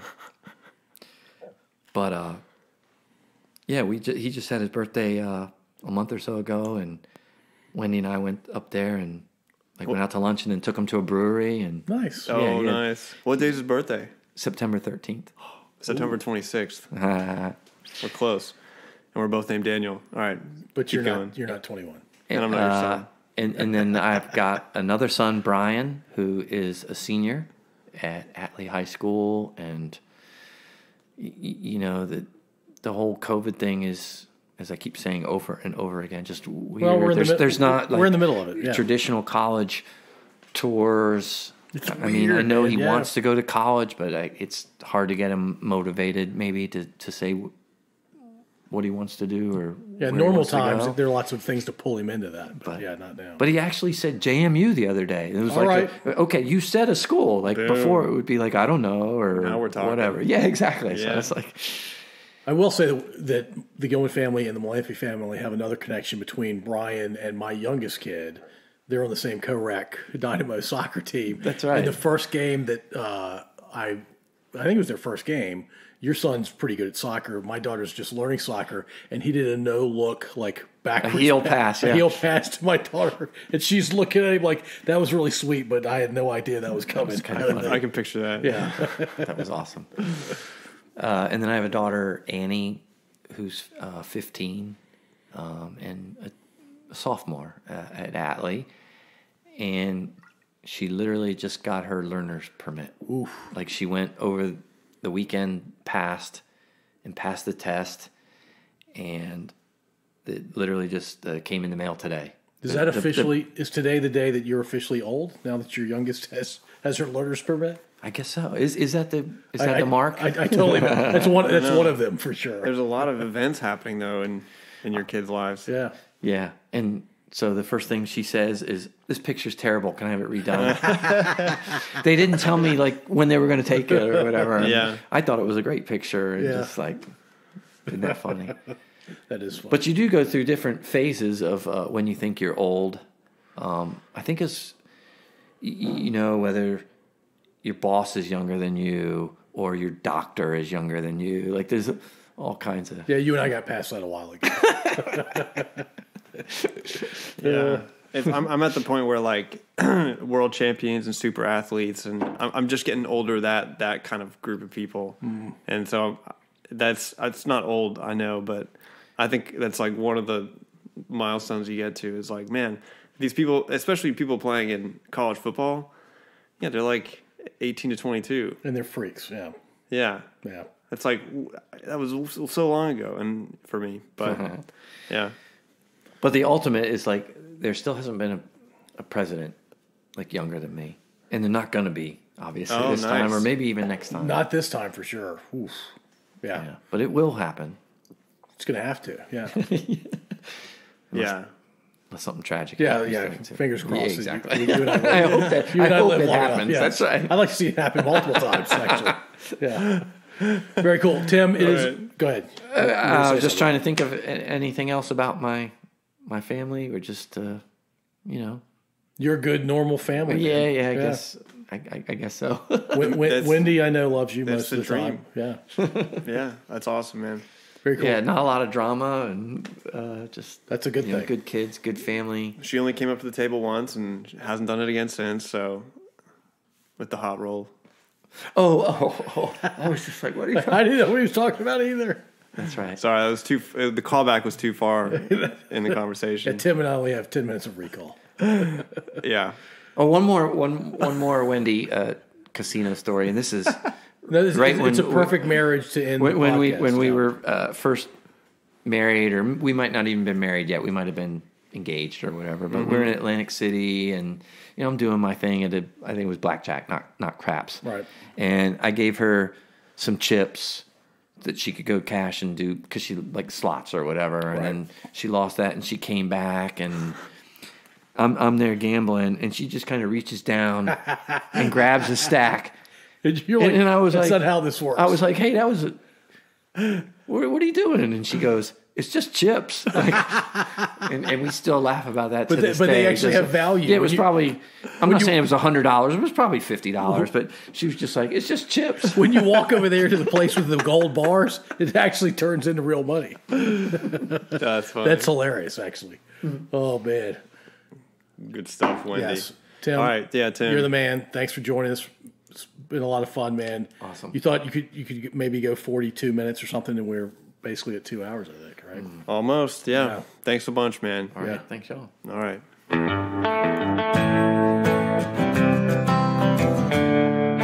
If you enjoyed this episode, feel free to subscribe through whichever app you're using. To share your thoughts, head over to our website at podso1.io, and there you can comment on episodes or send us feedback directly. Thanks for listening.